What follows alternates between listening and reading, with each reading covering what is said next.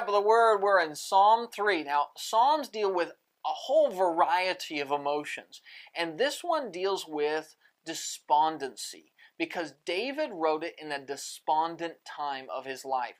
David wrote this psalm, as he wrote many psalms, but this one in particular, he wrote in a time when he was fleeing for his life from his own son. David's son Absalom in 2 Samuel chapter 15 turned the heart of the nation against David. He did it because he hated his father and he wanted the power of rule for himself. And so as the nation turned against David, David had to flee in the darkness of night from Jerusalem, from his home, and run for his life.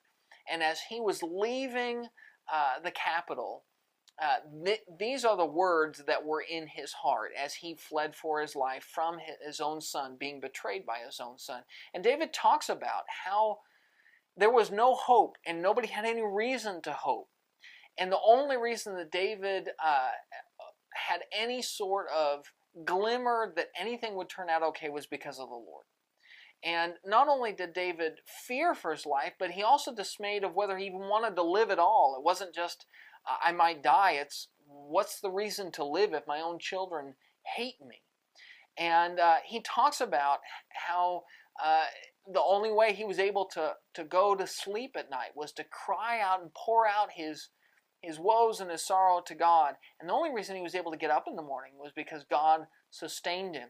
And so David in this psalm wraps up in one poem all of those emotions involved in deep, deep hurt.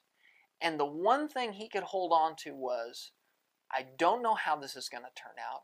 I don't know why I would want it to even turn out. I don't know why I would want to even live another day. But the Lord sustains me. And if tens of thousands stand against me, if the Lord is with me, there is light at the other side of this. That is the hope of Psalm 3. David, who saw the darkest, most painful hour a parent could possibly imagine, and still was able to say, but I have God, and that's enough. That's your Daily Cup, and we'll see you